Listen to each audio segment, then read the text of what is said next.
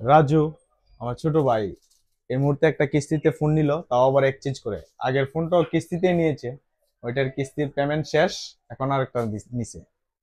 Exchange করে কিস্তিতে সুবিধা, ক্যাশ, এক্সচেঞ্জ, কিস্তি, তিন সুবিধা একসাথে। মাধবপুর বাজার, মাদার টেলিকম টু। রাজু, জি ভাই। কিস্তিতে দিলাম, আগেরটা কিস্তিতে নিছিল না? জি জি। হ্যাঁ, নেওয়ার পরে এটা শেষ নিছি। হয়েছে, পরে এখন এটা নিলাম। এক্সচেঞ্জ করে ফোন দিছে কোম্পানি থেকে।